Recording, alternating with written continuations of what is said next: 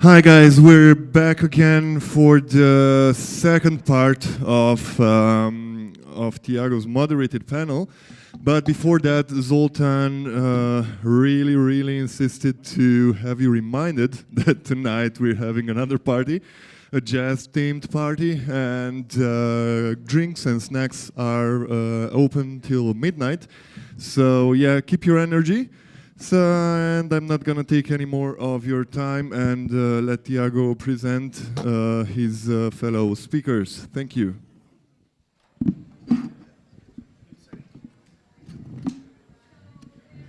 All right. So thanks everyone for joining the second part of the panel. We have renewed our panelists. We have 4 new faces here. Also the face of Roy there in the audience looking at me. So let's start by, well actually I haven't introduced myself in the previous panel, like with Zoltan took over the introduction. My name is Tiago, I'm the CEO at All In Global, and we provide language solutions for the iGaming industry. And next to me I have the panelists that will share the stage with me for the next 35 minutes. So I'd like to start with you, Noem, if you can introduce yourself, please. Thank you. Thank you, Tiago. Hello, everyone. So, by profession, I'm an attorney based in Vienna, Austria, specialized on gaming, esports, virtual assets in the blockchain technology.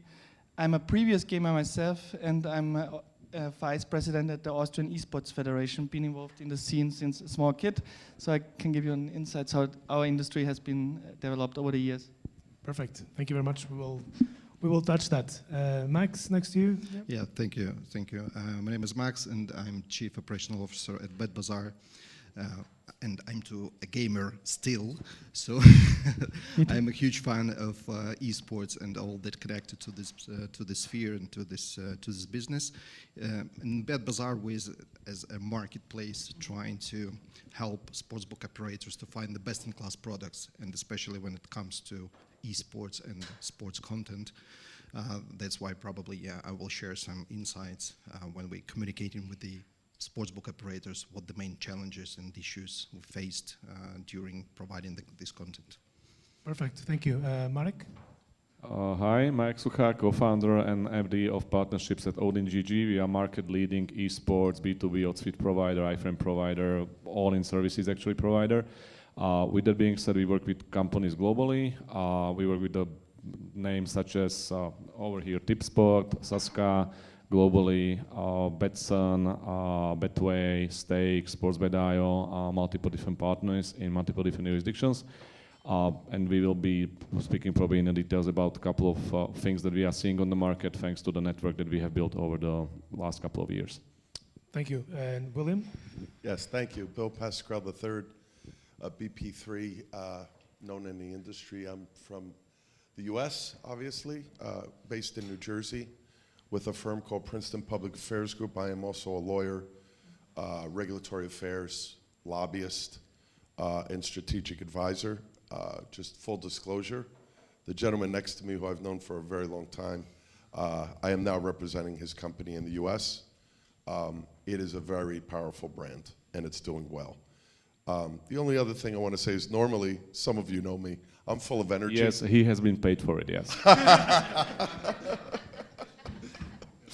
Normally I'm full of energy, but I had a really bad evening on the flight here Sunday night from New York, had food poisoning the whole trip, and it's recurring again this morning. So I'm high fever, but I'm here to try to contribute. Okay, thank you. If you need to run, feel free. Thank you very much. Maybe I'll start with some terminology, because in the previous panel we mentioned loot boxes. And maybe for those of you that are not familiar with the term, I would like Urim to explain a little bit what loot boxes mean, so that the audience can also be part of the conversation. Yeah, it's a pleasure. So I will take as an example Counter-Strike and FIFA, because as loot boxes in these particular 2 games are very popular. Maybe just a brief history on games in 1 minute. Games, as you knew when we were playing as kids, you just bought a game for $60, $70 and then that's it. Then I think the first one was this magical horse in Elder Scrolls Online 2006, 2007. It was the first microtransaction. You would buy with it. So you bought the game, and then you bought within this game for approximately $2 this horse. It was a big outrage in the gaming community because everyone was like, hey, they are selling us a digital asset over we bought the game. That's how this industry started. Then sooner or later, microtransactions within games were implemented. Then they said, okay, let's not sell just the digital asset, but just let's introduce like gambling aspects in this sales. So they would sell you virtual boxes, loot crates, and you do not buy the digital asset. You do not know. You just buy a chance to get something. In Counter-Strike, you would buy two things. You would buy the boxes, or you get it from playing, and you have to buy these keys. These two assets you need to open the loot crate, the box, and within this box you would find so-called skins. Like, for example, it would be weapon skins, like and it's very popular. There's also a market for this. So with Counter-Strike, it's $1 billion market. It's a black market, and Valve is, I mean, they hasn't prohibited.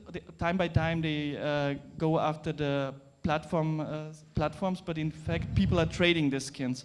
So you buy a chance to get a skin, and these skins can go for thousands of dollars, also going up to the six figures. Similar with foot packs, FIFA packs. It's called this FIFA Ultimate Team, and they even endorse it. EA endorses this type of game mode within their competition. So people, and I work with players, I work with teams, they would spend every year, they have to buy the game, then they have to spend several thousand of euros with these boxes to get a team which is quite good, sufficient enough to compete in tournaments, which also brings in this pay-to-win element in games, which is, from a gamer perspective, a bit problematic because you do not have the same chances participating in these games. Okay, maybe we can touch a little bit after on the regulation of loot boxes. Maybe I'll start the panel with a topic that we haven't discussed in the previous one, which is consumer protection and ethical betting. So what measures can be implemented to ensure consumer protection and to promote ethical betting practices? Maybe I'll shoot this to William from a legal perspective and also to Marek from an operational side of things. Yeah, thank you for the question. I've been serving the last 5 years on a company everybody in this room knows. It's one of the largest online gaming companies in the world, based out of the UK, Entain. I'm on their Responsible Gaming and Integrity Foundation with a good friend of Marek's, Martin Lichka, also from the Czech Republic. He's living in New Jersey now, and one of the things we're trying to promote, my frustration with the esports industry, and I'm a part of it, so a frustration with me too, I guess, is the lack of understanding that in order to be successful, you can't sort of stick your toe in the black market and then think you're going to use that as a trial to then launch into the legalized, regulated market. And I said this a little bit yesterday. I want to emphasize it with an exclamation point. I was on a panel with some very, very high-end investor folks, hedge fund folks. And a question came from the audience: wouldn't you recommend, startups launching in esports, going into the black market first and then coming in? And I was shocked at friends of mine, their answer. Yeah, sometimes it's a less financially costing entry, and if you do that, chances of you getting into a real legitimate regulated legal market are slim to none. And I put that in as an exclamation point so you get the perspective where I'm coming from. The most important thing for any license holder is integrity and consumer protection, and they go hand in hand. And it's not easy. I mean, we throw these words out like, yeah, everybody knows what it means. It's not just throwing them out, but it's really drilling down and having house rules that are really forward-thinking and are impactful on match fixing. The other piece I think that's related to this is the education piece, because as you opened up with your comments about being a gamer. You know, yeah, I was a gamer years ago. You remember Atari or Pac-Man? I'm not a gamer now, but I do go to tournaments to watch and learn. But most people, at least in America, unless they're gamers, don't understand the games. So there needs to be an educational piece, because that provides opportunity for revenue flow for these companies that have spent massive money getting licensed. That's a part of the consumer protection piece, I believe, that is often missing. Thank you. Marek, from an operational Yeah, perspective? mostly consumer protection that Bill was speaking about. From our side, we are B2B provider of esports services and end-to-end services. So this is with our clients. So we work with Tipsport, Betway, Betson, so all of that is on their side essentially when it comes to the regulation, and they are properly licensed with that. The piece that we can definitely help with, and this was also the last question of the previous panel, was integrity, where we, given the partners landscape that we have, and because we have risk management with 80-90% of our clients and of the volume, we essentially see what is happening on the market with a certain leagues, with a certain teams, with a certain players. So we are able to identify the patterns where something is happening with that game, where it being match fixed. We put the partner, we inform them about it. We have the ways how to avoid the bets. We have the ways how to actually put that team on blacklist, and the teams are becoming very not that smart, but they think they are smart, by changing the names every 3 months with the same or similar players roster, so we are monitoring on the players level.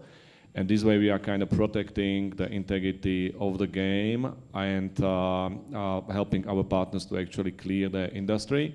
Because this is one thing that is very well known in the sports section, that it is happening, but it is happening from time to time, and you are able to catch it. Of course, we are not the experts in sports, but in esports.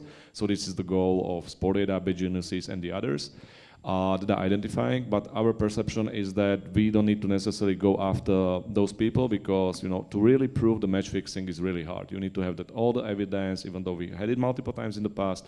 For us, the easier way and faster way is essentially to put those teams on blacklist. If we are able to share that as the industry, if those teams, if those players are blacklisted, they can't bet against them anymore. So essentially this kind of thing heals itself, and we can actually protect ourselves as the industry.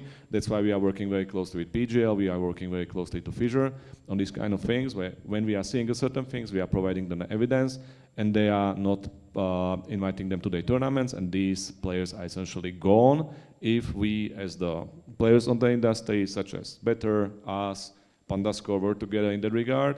And on the opposite side, we have also the huge support from the tournament organizers. Perfect, thank you. And since we are in operations, I'll continue with Max, and I'll ask you a question. With your experience at BetBazaar, how do you define the best-in-class esports betting product? And also, how does BetBazaar incorporate these factors into its offerings to stand out from a very competitive market? Yeah, it's a really good question, especially when it comes to how to define the products, because there are a lot of products right now in the market which provide esports different solutions. But definitely the first thing, this is a team. We touched on the first panel a little bit about the knowledge about esports, trading team, who behind the scene, who creating the odds, who providing this trading. Also the technology, the stack of technology. And when Marek, you mentioned about the integrity, I believe the technology also should be on the first place, because without this technology you can't share the information, you can't detect the anomalies and everything. So that's why this is the key thing that we are looking at. Also, in addition, we can talk about the data. Right now, a lot of discussion about official data, non-official data, but I believe that official data has the future, and it should be officially, and it should be legalized for all esports providers. But the main issue right now, the price of this official data, and I believe all the companies who communicate with official data providers struggling. and I believe should be together in this field to have official data and create a product based on it. Thank you. I don't know if you've seen, we have legal barriers. So there's like the lawyers are in the tips. There's the legal barriers. I've just thought about that as I was. So Ulrima, I'll continue with you, and we'll talk a little bit about esports recognition as a sport. We touched this topic briefly on the previous panel, especially when we mentioned the Olympics and the esports being part of the Olympics. But based on your experience, what are the challenges to have esports categorized as sports, and how do they compare from Austria to other countries, for example, and which steps can we make towards having esports categorized as a sport? Thank you. So on a very international level, we have the ISF, the International Esports Federation, based in South Korea. One of the Austrian Federation in 2007 or 2008, we were one of the founding members actually of the ISF. And the main goal of the ISF is to recognize esport worldwide as a sport. And we also have to report to Seoul every year which steps, which measures we took to recognize and establish esports. I mean, the ISF is quite huge now. I think we have 180 members. This year, by the way, the World Championship will be for the first time in Riyadh, in Saudi Arabia. Before that, it was in Romania. Before that, in Indonesia. So I've actually played myself one of these World Championships in Hearthstone. I placed second worldwide. So I used to play very competitively. And so on a national level, and probably I can speak more about Europe, the issues we face here is that first we have to establish a knowledge about esports. That's why in Austria, our recent government administration decided to establish an expert group on this topic to look into esport, the legal challenges, also focus on loot boxes. I was one of the members in this group, and first of all, it was a challenge to explain them what is esports. Then we had to explain that no, it's more than just playing games with friends. Then afterwards, there was other stakeholders involved. For example, the National Sports Federation. They were actually working specifically against us. Although we were not that much, so we also tried to explain that we need this recognition for several issues, like tax issues, issuing a sports visa for sports players, international players outside of the EU who want to compete in the European Union, or to recognize the non-profit status of esports association, which also implies further benefits. So at the moment, also the ministry, they were quite open-minded, and it's a work in progress in Austria. And I think in Europe we have only Sweden who really has recognized it as a sport. In other member states, they have like a semi-recognition. I think, for example, in Finland, they have only recognized esport athletes as sportsmen when it comes to tax laws. Other countries like French, they decide to go a different way. They implement own rules. They distinguish it between traditional gambling, and then they imply rules for like labor law matters and this kind of stuff. So I could go on and on. You have to stop me. Okay, no worries. Thank you for the interaction. It was really nice to hear a round of applause during. Thank you very much. Also, if you have any questions, feel free to interrupt anytime. So we'll move from Europe to the US, and still within the legal terms, you've played a role in the New Jersey Online Gaming Act, William. And can you share some insights on that, as well as how, into the strategic considerations behind the legislative efforts and the impact of this that it had in esports ecosystem in New Jersey, the act that you were involved in, the New Jersey Online Gaming Act?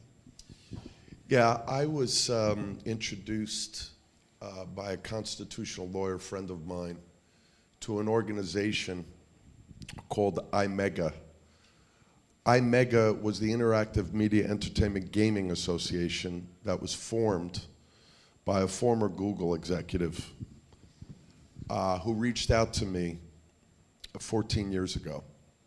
and said, I don't need a sales pitch, Bill. I know who you are. We need to hire you. And I said, who are you? They were made up of 37 offshore illegal books. And I had no idea what I was getting into. To be honest with you, maybe you'll smile. Hopefully you won't laugh too hard at me. I had no idea what iGaming was. I'm an American. We didn't have iGaming. I don't bet in the black market. So I talked to my partners and my ethics counsel, and we secured an opinion by the Attorney General, not only of New Jersey, but of the US, Eric Holder, who, as you know, I had to go lobby to get the Wire Act interpreted to allow for state governments to sign online gaming. Jersey was the first state to do it. So I started to work for Imega, and the company made a 37 illegal offshore books.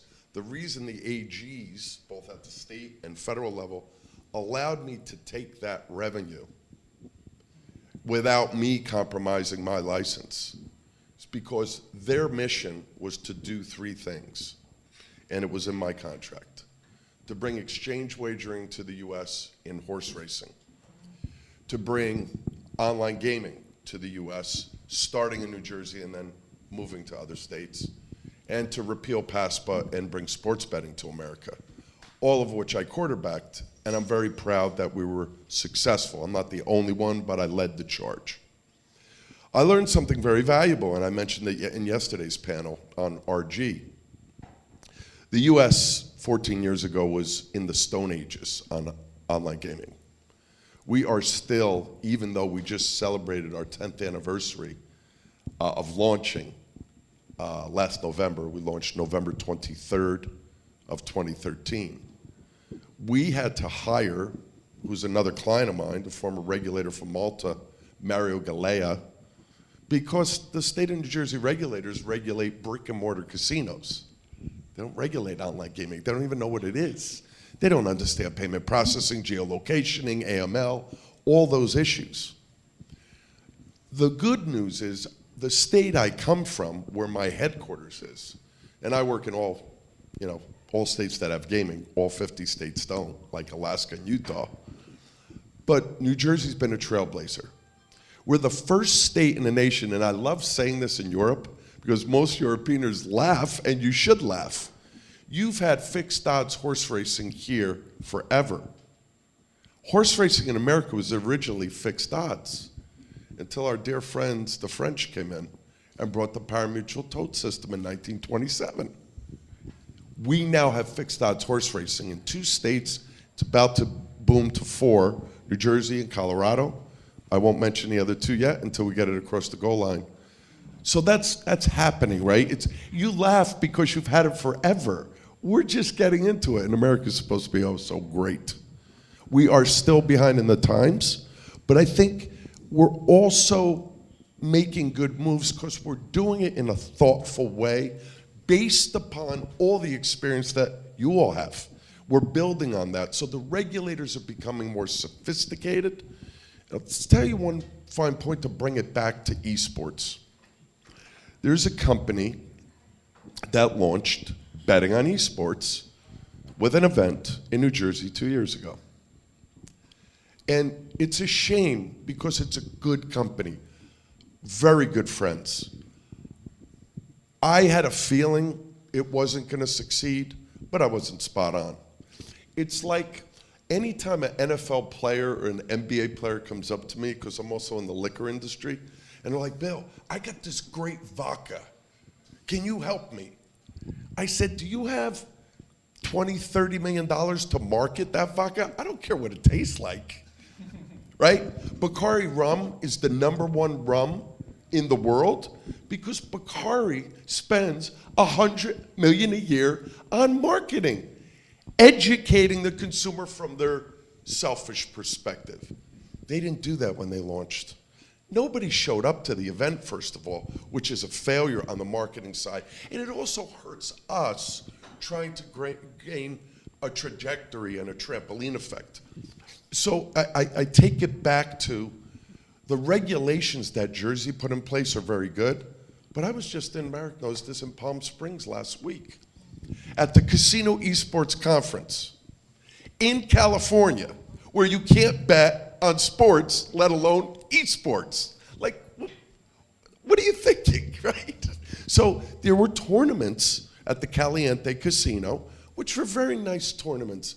And the tournament organizers are making a few $1,000s a night. But like, they're still nervous about wagering on their events. These are far smarter people than me. They just need to be socialized with people like you who can educate them, because I think the opportunity for esports wagering, particularly in America, is massive. Thank you. We'll talk about partnerships now with Marek and your Odin GG's experience. So what do you think are the key elements that make a partnership in the esports betting industry successful? And how do you identify and pursue potential partnerships, opportunities that align with your own mission and goals? That's a quite vast question, I would say, because partnerships can be done on multiple levels. From our side, we have not lost a single client in the last 5 years when we are operative. So essentially, this says a lot about, I believe, partnerships. We are trying to come, and this was also the topic about the previous panel, where if you just don't know what you are doing and you jump into the esports betting, you are pretty much screwed. Like, you will not make it. What you need to have in place is, I would say, two critical things. One is the good product, which means that essentially, and we touch it to some extent, you have the highest uptime, so your lines are available almost all the time, you have multiple betting opportunities to bet on, and you should be generating profit. Which many times when we are speaking to the prospects, they don't want to do nothing to esports because esports is relatively small in their portfolio, they are losing money there, and they don't know what it is and how to grow it. So again, you need to start with a high quality product, and then you need to actually care about the millennials, about the esports audience, because if you do not care about them, they don't care about you. There are multiple operators globally that started to invest in esports multiple years ago. They are usually Curaçao licensed, they are not licensed at all, and they were able to pick up the audience because esports is essentially global. No matter where that you are speaking about it locally, esports is global. What does it mean is we work with Betway, and Betway, when we were speaking to the previous head of esports, essentially one of his troubles, it was a good trouble and a bad trouble at the same time, was that Betway is highly regulated. They have the licenses in UK, in multiple other jurisdictions, they are quite well-known brand, and when they were sponsoring Blast, they had a lot of traffic from for example, Russia, before the war, before all of that, and they were not able to get anything out of the traffic because they are regulated, that cannot provide the services to those clients. So essentially you are in a sense where if you are globally operating, you can find a lot of opportunities within esports. If you are local, then this is kind of limited. But at the same time, esports is growing, and right now, if you are, well, first of all, when we will be looking at that crystal ball in the upcoming 5 to 10 years, we will not be probably speaking about esports anymore, as we are not speaking about ball sports. We are speaking about football, we are speaking about volleyball, we are speaking about tennis. This is its own category and multiple games within it, and those number of games will be just growing. So coming back to the partnerships, again, you have, as the esports is growing, also the regional leagues are growing, so you can actually already support the Brazilian team, the Spanish team, the UK team. Or you can support the teams that are essentially global, but they have the players from the certain jurisdictions, and by sponsoring the team, you get the visibility for yourself. This is what Tipspot is doing for the tournament level and from the sponsorship level of the teams. This is what Betway was doing with Blast. So essentially, there are the ways how you can partner. And to not speak all the time just myself, I will just finalize it that there are the opportunities where, from our perspective, again, we are working with the partners the way that we provide them the best product on the market, but also we provide them the advisory, how to actually attract that audience. And because we work with the teams, because we work with the tournament organizers, we are able to actually combine the package in a way that our client is with us. We advise them on which teams to sponsor, on which tournaments to play, and we work with the tournaments also when it comes to data. So essentially, it's a wheel that actually supplement each other, and there are a lot of benefits from these synergies. Okay, Marco, thank you very much.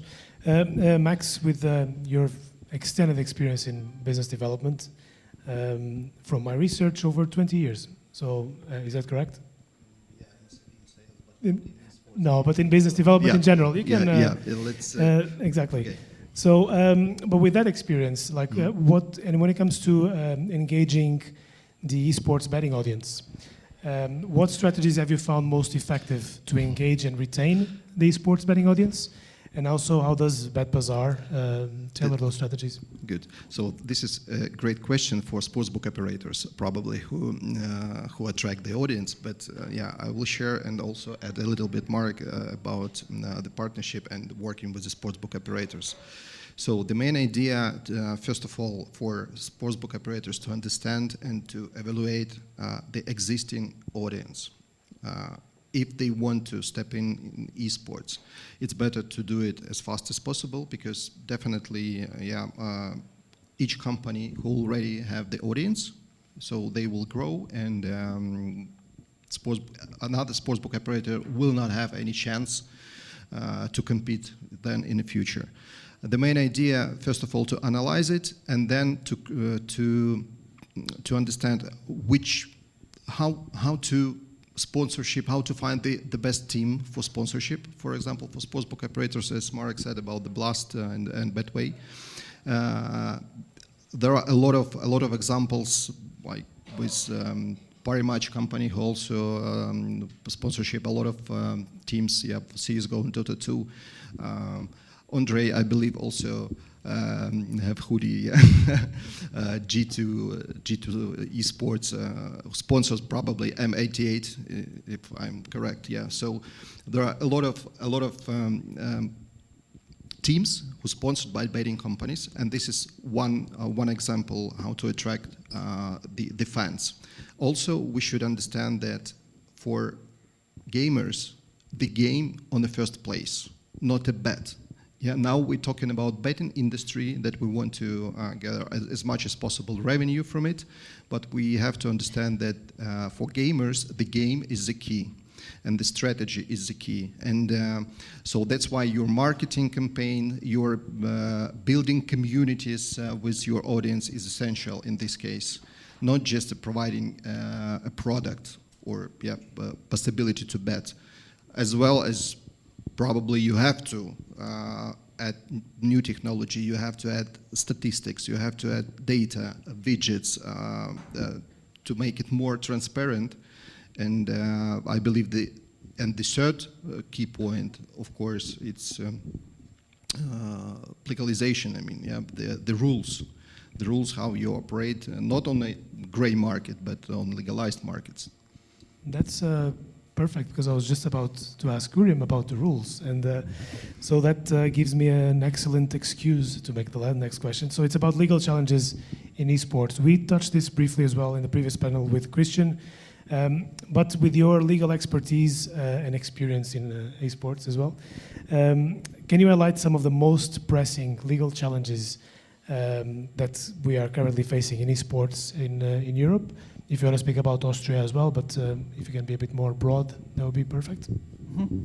So we'll try to keep it on a general level. When we speak about esports, oftentimes we have to educate also regulators that esport has to be differently approached and regulated than the traditional gaming gambling sector. This was one of the big challenges we had in the past.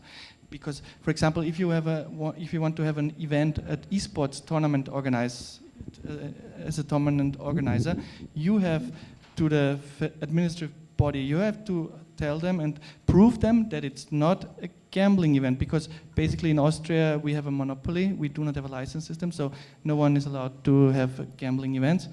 And we would have expert witness for each game of the event, which is an insane amount of money you have to put down, because this expert witness testification, this costs money, you know. So so we have to have specific regulations.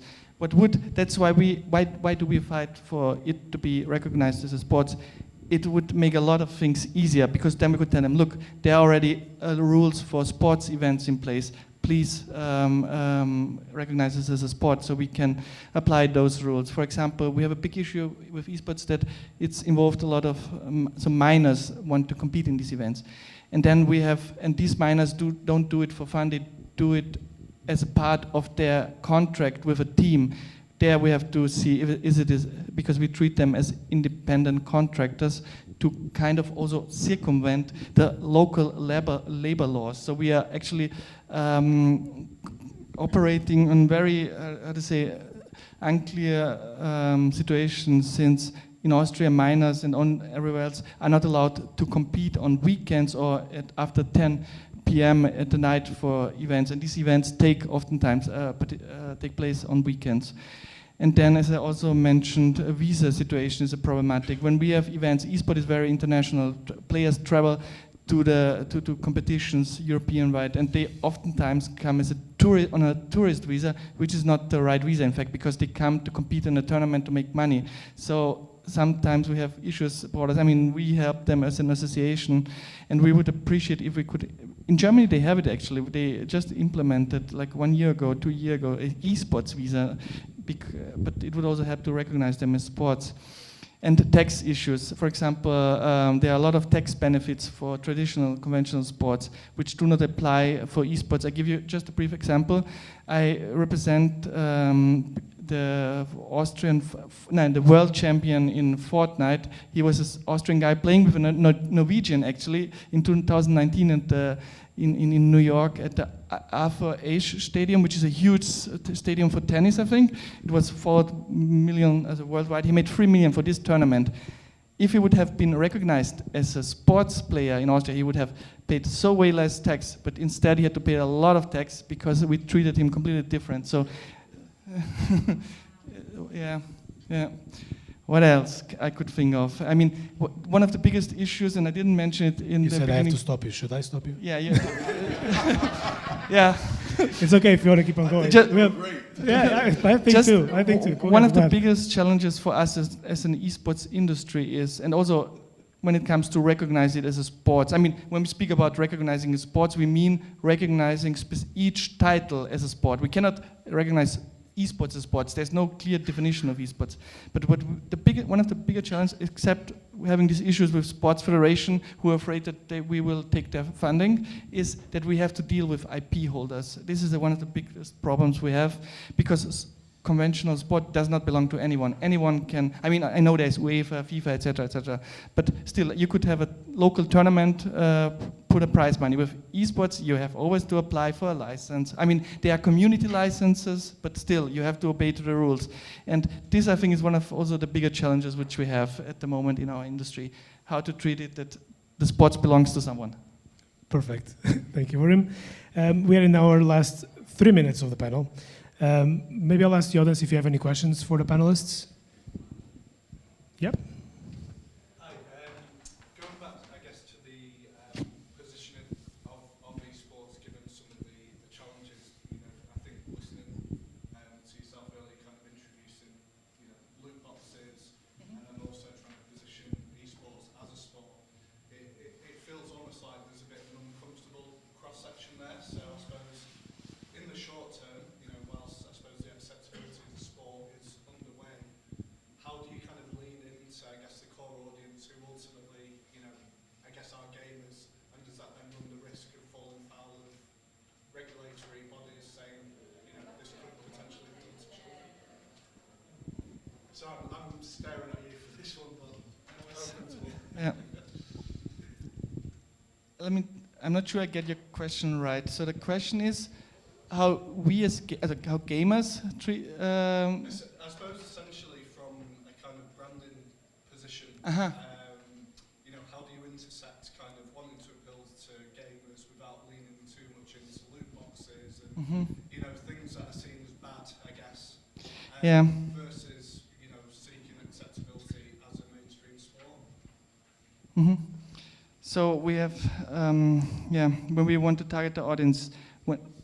I will first start from the perspective as a gamer, as a parent, as a regulator, because the different. Oh, sorry. No, I'm joking. So with gamers, I mean, they in fact actually do not, I mean, not all of them care if they are considered as sports players or not. They just want to compete they are very competitive people actually. I would consider myself a competitive person. For example, I used to run also, and I ran a marathon, and I would put a lot of work into preparing for this tournament, as I did with esports. So for me as a gamer, I just want to be recognized that that the thing I'm doing is more than just gaming. So and they are, I mean, nowadays they are treated like idols. From a parent's perspective, it's a bit, it's very important to educate them, because parents still fear that it might be gambling, and because they have heard of loot boxes, and while we have gambling targeting our minors, it's a hidden gambling in video games. So most of the time we take our time also in schools and parents to educate them what is esports all about. And from a regulator side, I mean, for them, also in this expert group with the sports ministry, since esports is a very interdisciplinary topic, we had to involve a lot of stakeholders from traditional sports to the NADA, which is the anti-doping agency. Then we had to involve like different ministries in Austria. For them, education, like educating them to yeah. I mean, I could go on forever, but I will stop it. Thank you. Does anyone want to add anything to the question? So I want to add a little bit. So I believe in this case, when we're talking about loot boxes and some mechanics that game publishers provide, I believe it's come to regulations of game providers. And believe me that, for example, community of gamers, if they understand that they become addicted to these loot boxes, they react on it. And there are a lot of articles right now about even Call of Duty and other games which use loot boxes. Now they're trying to use different approach seasons. Yeah, we see seasons with different strategies and everything. So of course, we spend money on it. And our children spend money on it sometimes. My son even sell this from CSGO skins, and this is normal stuff for them. They understand how to do it.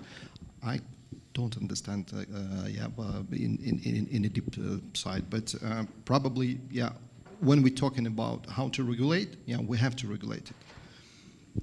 This is only one way, but we can't stop it. We can't say no. Don't buy loot boxes. I guess in the perception of the mainstream, do you think there's kind of a risk of, say, esports betting being closely associated with loot boxes and skill?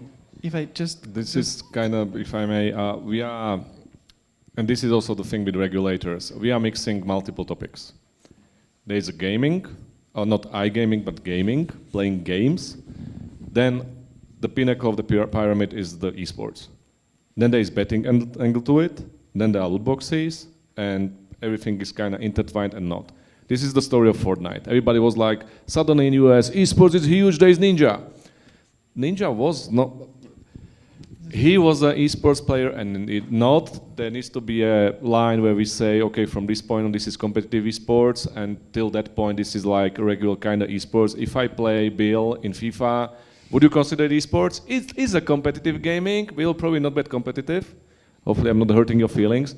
But nobody would probably want to watch it, neither me.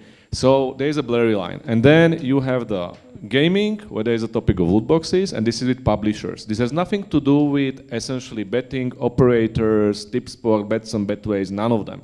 This is with publishers. Then there's a topic of esports, where this is the, again, competitive gaming played at a very high level, the top players, 1% of the best players globally in that particular game. You have thousands of games played on a daily basis. Many of them do not even have like esports infrastructure, and so to speak. And then there is a topic, another one to all of this, which is skins as such as the digital assets, and skin gambling. Are skins illegal? They are not. This is like asset. Is betting with skins on Curaçao license illegal? Potentially, yes.